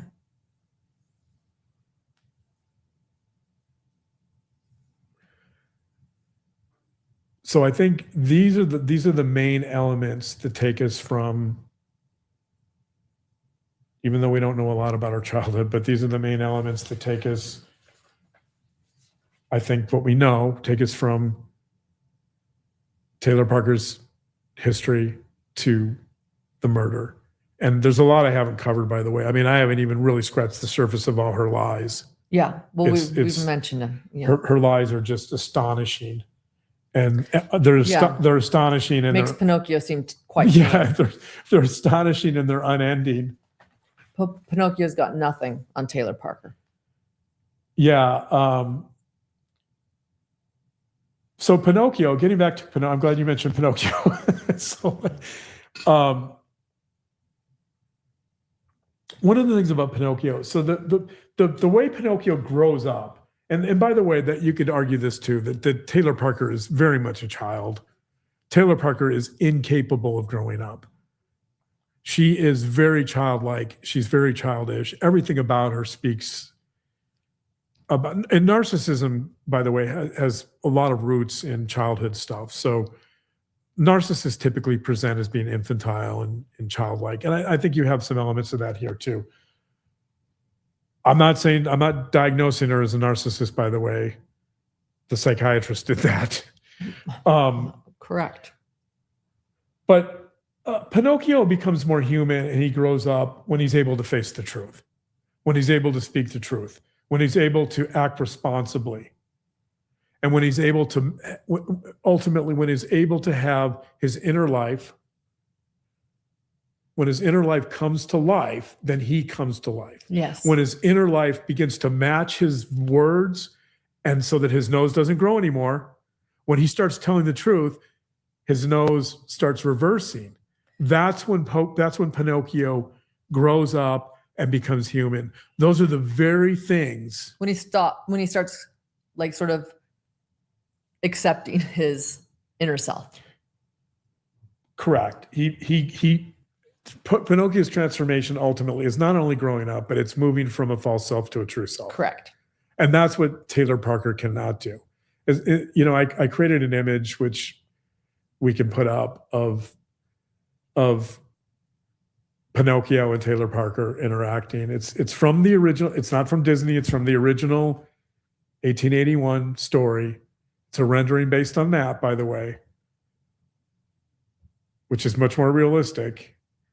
But in this image, I have Pinocchio with his nose poking Taylor Parker's false pregnancy, her stomach, as if to say to her, even I know you're lying. Yeah. Right? That's why I created this image, because I had some fun with it. But I'm showing the relationship between, there's a lot of similarities to Pinocchio, but even Pinocchio can see she's lying. Even Pinocchio is like, okay, Pinocchio's Taylor. like, I'm poking your prosthetic belly because I can see it's not real. Yeah, like, right. That's what I'm saying. Like, even Pinocchio's like, even okay. Pinocchio can see this. Like, one of the problems with lying, by the way, just to revisit this quickly, but when you create this elaborate fantasy world, it really distorts everything. It not only distorts your perception of the world, but because it does that, it also distorts yourself. You can't develop an authentic self if you're distorting everything and everyone. Correct. In fact, you get further away from your authentic self. Exactly. If you are doing this. Yeah. Exactly. And it's really hard to get back to normal once you start going down that path, and once you start getting into this cycle of lying and lying and lying all the time about everything. So that's going to bring me to some other interesting components. So I think those are my main points on Taylor Parker. I don't know. I've tried to get us from point A to B as much as I can. I know there's a lot I left out. There's a lot of my notes that we're just not going to have time to cover. But there's a few things I do want to cover before we finish, and that would be some of the family dynamics. One of the fascinating components of this story and of the documentary gets into a little bit, but not tremendously. But when during the trial, the death penalty trial, a lot of these players were on the stand and they were talking about her. And there's fascinating component of this case where she creates these villains and these she creates these false personas that are emailing and that are on social media, and one of them, by the way, is called Mandy Body. So notice, by the way, the term body shows up. That's interesting. Yeah, that is good catch. Good catch. The importance of the body. The names are all fascinating. Yeah, the names are really interesting that she chose. So they're all pseudonyms. They're all her, by the way. So we've learned that all the text, all the male and female, all different phone numbers, different voices. She used voice manipulators, male and female. So she has created all the characters, all the voices, all the names. Mandy Body. Interesting. Mandy Body. Right. Again, emphasizing the importance of the physicality of her shame. Wow. The by making this so physical, she believes it's more likely that people will believe it. That it's less likely people are going to dispute something that's physical, that you can see. Yeah. But so she creates this whole world of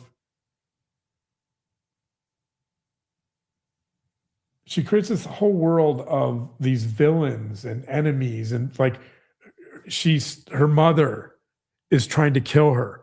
Her mother's tied to the Mexican mafia who's trying to kill her. Like, it's just crazy, some of the narrative she spins. It is crazy. I'm going to read these are some of the emails from Mandy Body. So also all of this, most of this is projection, by the way. So when I talk about projection, I mean parts of Taylor Parker are coming out in these characters. Parts of her that she's disowning in herself, she's putting out there on other people. That's interesting. So these are some of the things she's saying. Okay. So think of it like this way, because this is projection, these things she's saying in emails to other people, she's writing to Wade for many of these. She's writing to Angela, who's a mother figure to her. Yeah. These are really things she feels about herself. So projection is when you take parts of yourself, disown parts of yourself that you don't want to acknowledge, and you put them out there on other people. These are some of the things. These are direct quotes from some of her emails and texts that she's sending to Wade and other people. Quote, "You don't want her fat ass," unquote. Quote, "You don't love her," unquote. Quote, "He hates you." Quote, "You disgust him." This is how she feels about herself. These are all self-hatred. Yeah. And when people start questioning what's going on here and they suspect it's her, she blames her mother for all of it. Yeah. Never mind that she's spinning narratives about how her mother is trying to assassinate her. Right? But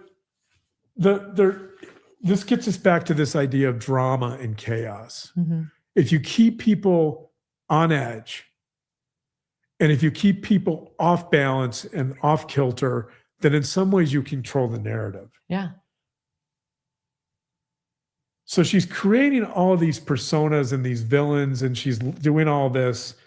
It's not only to take control of the narrative, but to try to explain there's all these contradictions that are happening in her narratives. She's doing this to try to explain those contradictions. She's also using all of this family drama. So Wade says this. He says, quote, she portrayed her mother as a monster, unquote. It was, quote, it was never ending, the family drama. So what is the drama doing? The drama is also a huge distraction. The Huge distraction. The drama becomes a distraction so people can't focus on the reality, which is she's lying about everything. People are less likely to focus on it because they're distracted, because they're thrown into the chaos. And she's also adding to the dysfunction. By doing all of this, she's making that family system even more dysfunctional. She's adding to the drama. She's enhancing the dysfunction from something that's manageable to something that's not manageable, which makes it harder for people to grasp.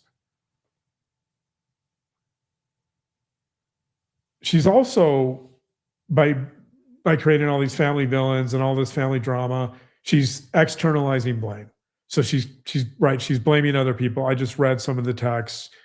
She's projecting blame onto other people, and she's doing that in order to maintain her narrative.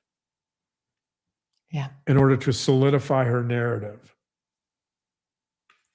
So by blaming other people, it's always, we see this all the time with pathological liars. It's always someone else's fault. Always. She's never going to take responsibility Never. for it. So and that's what's scary, to the point where you become so desperate, you do this horrific thing. Yeah. Never.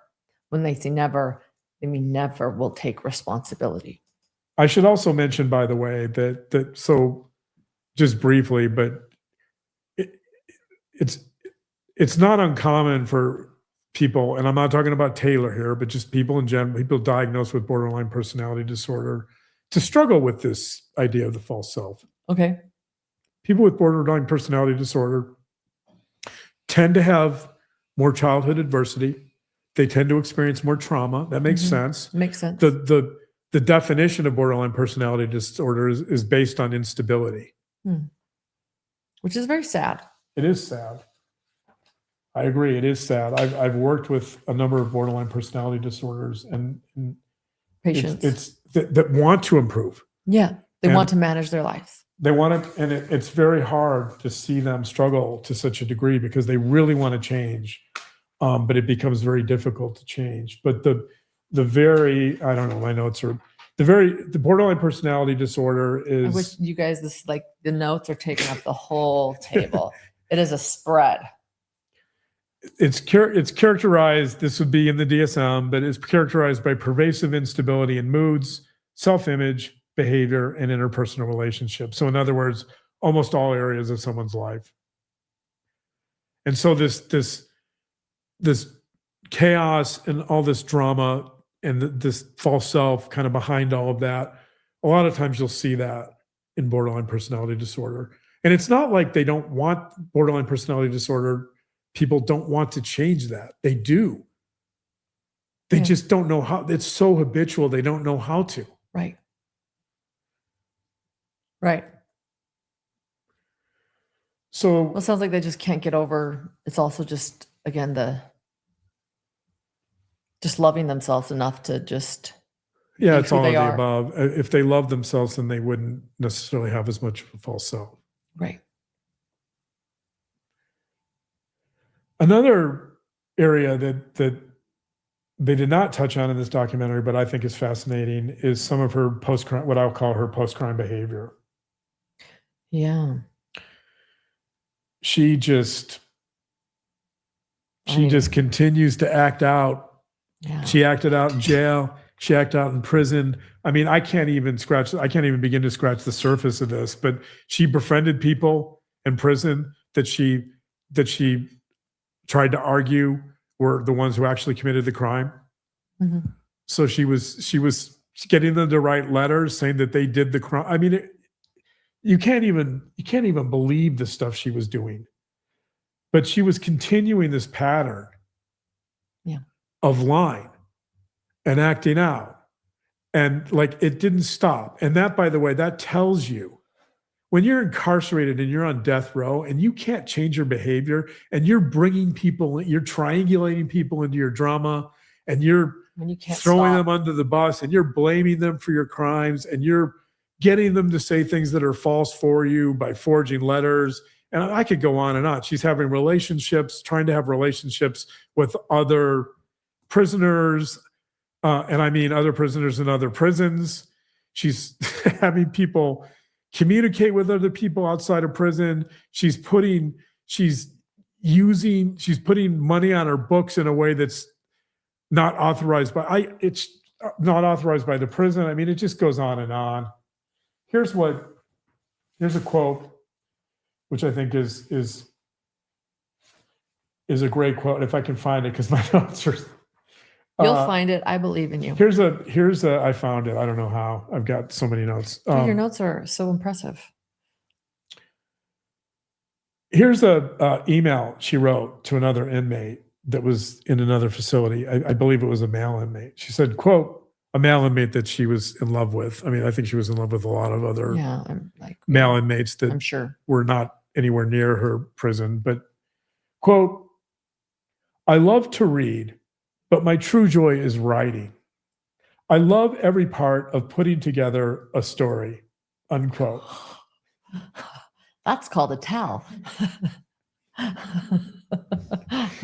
Let me read that again, because if you want to understand Taylor Parker, this is a good sentence to understand.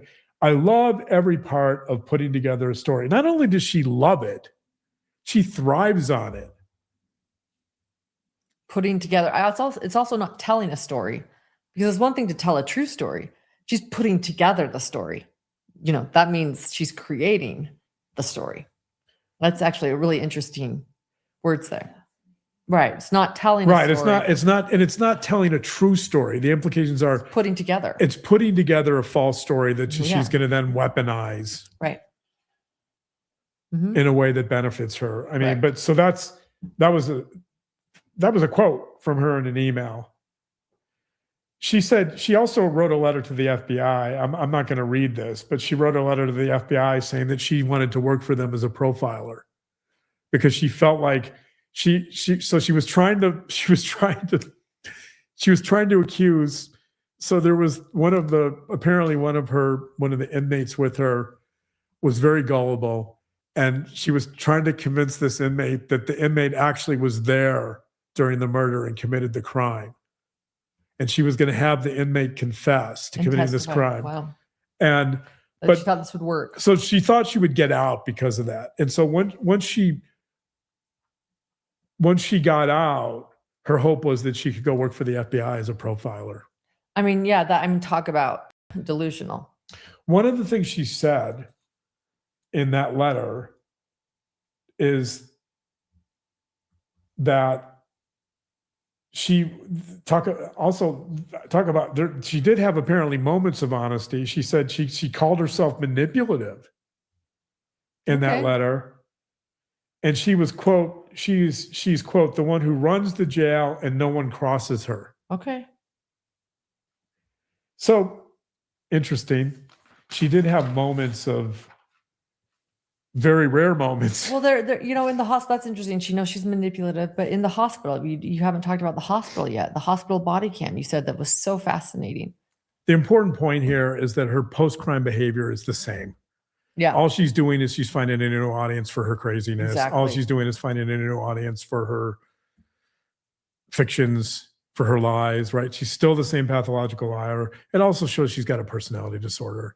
And again, personality disorders. Disorders, right? Walking, She apparently, according to the forensic psychiatrist, Dr. Gribben, she apparently has all of them. So the line, the storytelling, all of this continues after she's incarcerated. And it shows clearly too that she's so defensive. The performance never ends. She's so defensive, right? She's so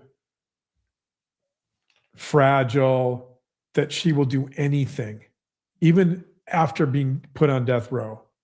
She'll do anything to perpetuate this fiction, these lies and this Anything. narrative. She'll do anything. Anything. What else? I got questions. I keep writing them down. So I do have some final thoughts we'll get to in a little bit, but before I do that, I'll open the floor to your questions. Thank you. We have to talk about the hospital. Yeah, I want to talk about the hospital body cam, but I think one question I have is, I understand she's a pathological liar. I understand she has no sense of self. I understand, or a false self. I understand that she's a walking cluster B. Yeah. I understand all that. Okay. But how did she think she was going to get away with this?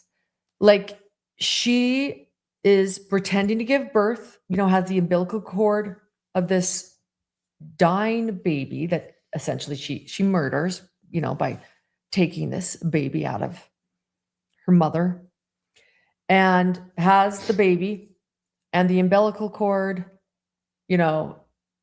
still attached, pretending it's coming out of her pants, says she gives birth. Like, she's got to know that police are going to find a murdered mother, right? Like, how does she think she's going to get away with this? Like, I understand the line, and she loves putting stories together. But at what point does just logic come in and say, there's no logic? So this will take us to the hospital body cam footage, which is just well, yeah, it does lead us there. It does lead us there, because that's when I started thinking about this. So the hospital body cam footage, she's in there because she's claiming she just gave birth on the side of the road to this baby that's, now deceased. And they're looking at her going, we know you didn't just give birth. Whose baby is this? And she's still like, it's my baby. They're not going to figure this out. like, They're not going to find what are you talking a about? murdered mother, in her kitchen, in her home. Yeah, it's an absolutely fascinating moment, because it's the collision. This is the first moment in her life where you have the collision of a brutal reality, a murder that she committed, with her pathological lying. What happens when you get that collision? So we saw this with Lori Daybell to some degree too. Here's the difference between, I don't want to talk about Daybell. I want to talk about what I think, what I believe. So nobody's diagnosing her as delusional. The forensic psychologist basically says, no, this was planned. She knew exactly what she was doing. There's no mental health issues. So there's not delusions. There's not schizophrenia. According to him, now maybe that's changed. I don't know. I think this is the fundamental distinction. I watched that several times. I looked closely at her body language. I was fascinated by the fact that she's in such unbelievable denial. I'm just going to be upfront with you.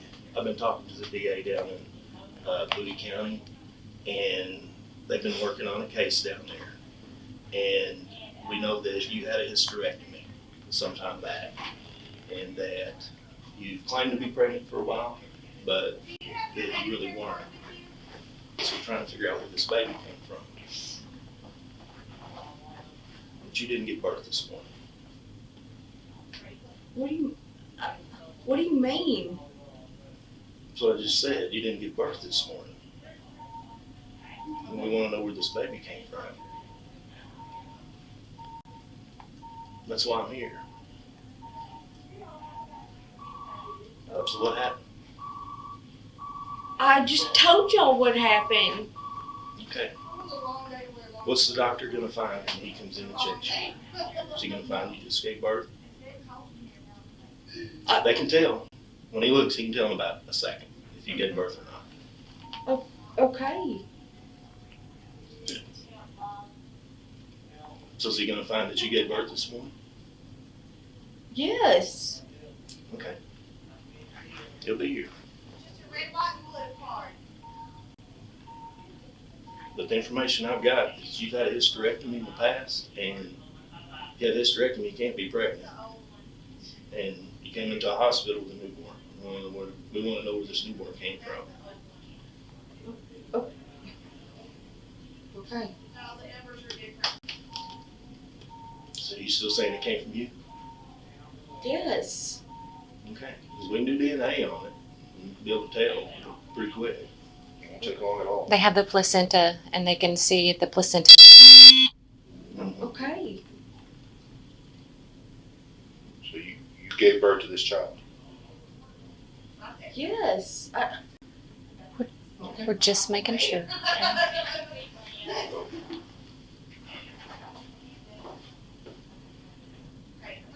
Who drove the ambulance drove you here? Yes. From me. Yes.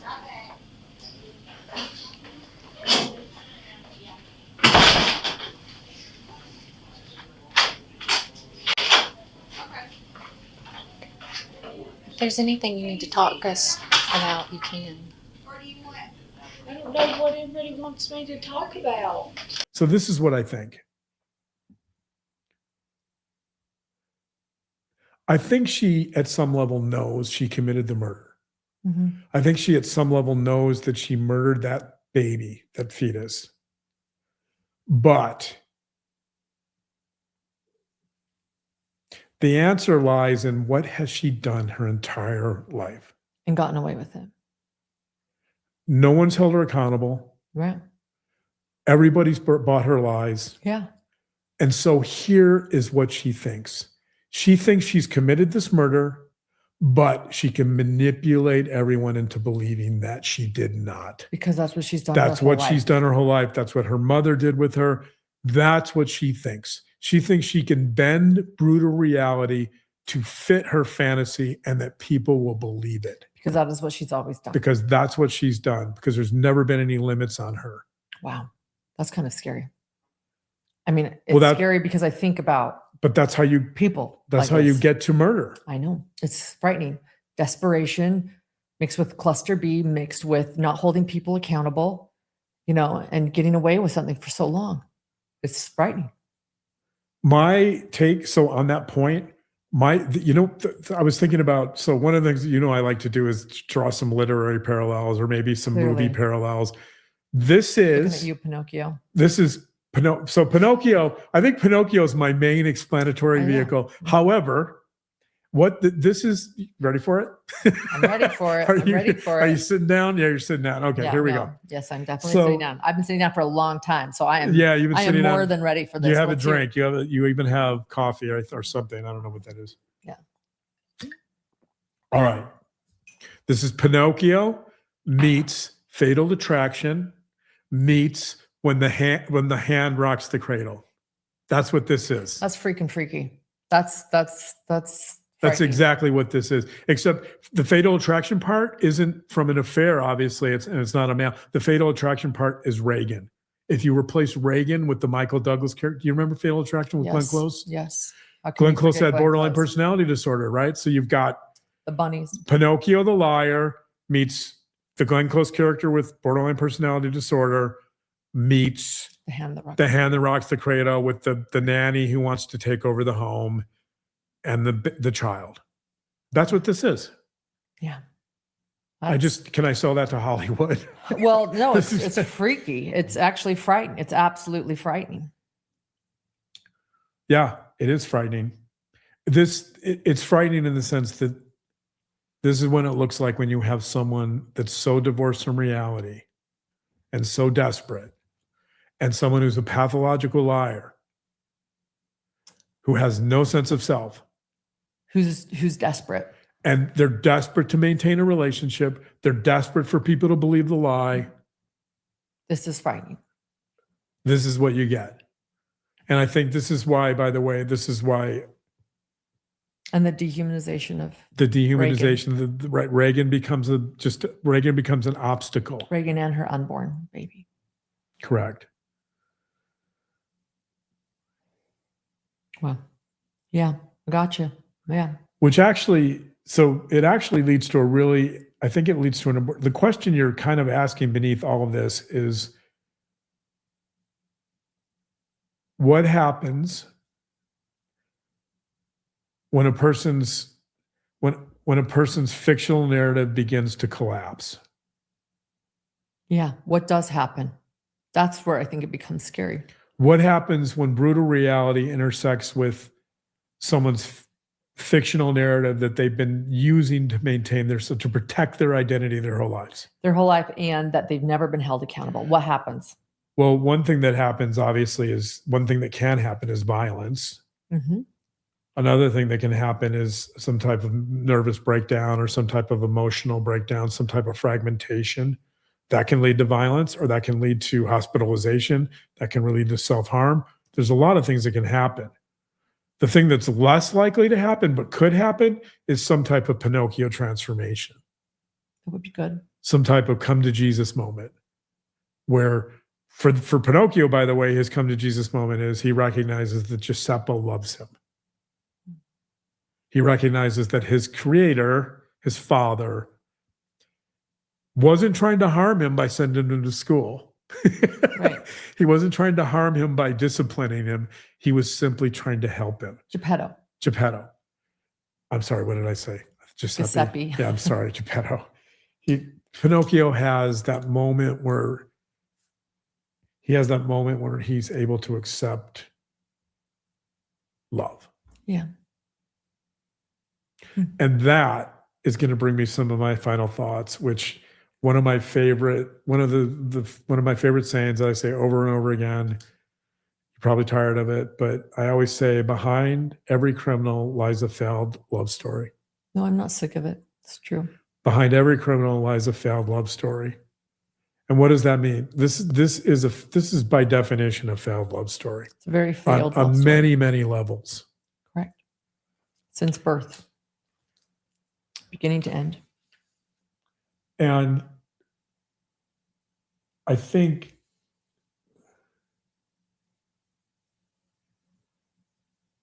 the reason this is such a failed love story is because Taylor Parker is incapable of finding, keeping, and feeling, most importantly, feeling love.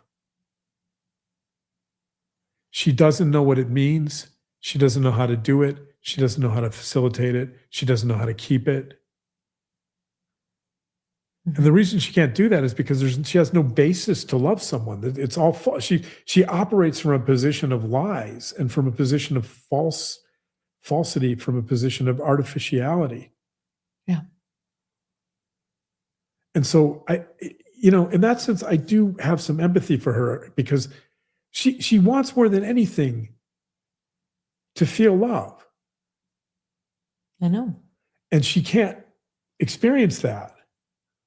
Everything she's doing is to try to prop herself up, or to try to find people that will love her. Mm-hmm. The problem is she can't accept that love. And also she's very confused, by the way, about, like, she has this idea of motherhood as possession. Like, she thinks that if she just have a baby, even if it's not hers, even if she's pretending that it's hers, she thinks somehow if she has a baby, the mere possession of that baby is going to somehow solve all her problems, and it's going to give her love. What she doesn't understand about mothering, obviously, is that mothering is about care, or let's say being a parent. Mm-hmm. It's about care. It's about responsibility. It's about protection. It's about nurturance. And most importantly, it's about unconditional love towards that child. She can't grasp any of that. She sees love as possession. I know. And so I think on this idea of this being a failed love story, I'm going to get back to Pinocchio, because Pinocchio is the opposite. Pinocchio is a successful love story in the sense that at the end of the day, the thing that transforms Pinocchio from a wooden boy into a real human being is his ability to give and receive love. Yeah. Taylor Parker cannot give and receive love. And here is the quote that I promised you like an hour and a half ago that I'm now going to read. This is going to be my last thought tonight. We're going to end with this. This is my denouement. Here's a quote from Wade at the very end of this documentary. Wade Griffin. Oh, yeah. Here's what he Okay. says. Yeah. He says, quote, "The whole point behind it all," meaning the murder, the lies, everything, the whole point behind it all. Behind it all. The whole point behind it all, I guess she was hoping one day I would finally tell her I loved her, but I never did. Yeah. I guess she was hoping one day I would finally tell her I loved her, but I never did. If you want to understand this situation, that's all you need to know. That's it. He tells you. I mean, on the one hand, it's kind of sad that Wade can't express, if he does love her, which apparently he never did, but if he did love her, he can't express it to her. Right. But on the other hand, I think part of what he's saying, or mostly what he's saying, is that he doesn't love her because she's so crazy. He doesn't love her because he doesn't trust her. He doesn't love her because he knows so much of this is lying and so much of this is deception. He can't love her because she's not able to give and receive love. And this is how he expresses it. Here's a question, though. I mean, I completely agree. Figuratively speaking, Okay. but literally speaking, Yeah. I don't know if that would, like, if he literally said to her, "Hey, I love you," I don't know if that would have. Like, if she's, 6 months pregnant, he says, "I love you. I won't leave you." Would that have, I mean this sincerely, because if it could be that simple, we could stop a lot of crimes before they happen, just everybody say you love them. Well, don't worry, Wade won't do it. So, But I want to know. I don't know if it would. I think if Wade could genuinely and emotionally connect to her with true love, maybe it would be a step in the right direction. Do I think that would change the equation? Probably not. Yeah. Because she's so far gone. And because a personality disorder is a pervasive pattern of habitual actions and behaviors, it's really hard to change that. Right. I don't think Taylor Parker's someone who's going to accept love. Right. Whereas Pinocchio will. Exactly. Well said. So in other words, Wade's quote is also about her acceptance of it. Correct. The whole point behind it all, I guess, is she was hoping one day I would finally tell her I loved her, but I never did. The other side to that is that she would have had to accept his Correct. love. Correct. And she couldn't. Pinocchio can't feel love from Geppetto unless he can accept it. And by the way, it's really hard to accept love if you have a lot of self-hatred. Taylor Parker clearly has tremendous amount of self-hatred. Those examples, those texts I read earlier about that I said were projection. You don't love her. He hates you. He hates you. Yeah. That's how she feels. That's how she feels about herself. About herself. It's really hard to accept love if you have all this self-hatred. Right. You can't accept somebody else's love if you don't love yourself. So That's a cliche, but yeah. well, it's true. It's a failed love story. You know what? Behind every cliche Is a truth. is a truth. on that issue, by the way, Just ask Corey Richards. on the little Pinocchio rendering I did at the top, you'll notice there's a sign that says Veritas. You know what that is? Yes, I do. Okay. There you go. Do you know what that is? Yes. Truth. Yes. The truth will set you free. But not everyone deserves your truth. But yes, it will. The truth will set you free. All right. Thank you. You're Thank you, welcome. babe. Did this help explain Taylor Parker? It helped explain Taylor Parker. It helped explain to me a lot of people. Honestly, it helped explain a lot that's going on. Yeah. So thank you. Yeah, you're welcome. And it's scary. you know, like I said, when desperation meets Yeah. a false self and someone desperate to keep the narrative or their narrative or the story they've put together, what happens next, and the dehumanization. So it's a lot to think about. It was actually pretty heavy. There's a lot of lying going on in the world. Yeah. It's late right now, and I will probably be thinking about a lot and not sleeping right away. So, Okay. but thank you so much, babe. It does. Appreciate it. Yep. So, and thank you All right, for thanks, Pinocchio guys. for I just want to figuring it tease. out and giving us hope. Pinocchio gives us hope. I love Pinocchio. Yeah. I am now going, by the way, I'm now going to go reread Pinocchio. Collodi's original story. I read this story years ago, so but I want to go reread it because it is a really beautiful tale, and it's a timeless tale. I'd like to read that too. I'd like to reread it. I want to tease a Patreon episode, by the way, coming up that I've been working on for like weeks now, but it's going to be my first ever self-help episode. I know. Well, Corey Richens. I know it's exactly. That's what inspired it. I know it's unthinkable that I might do something positive. You know, I know it's unthinkable. you're such a that glass half full. Oh, kind of a totally. guy. I'm total pessimist.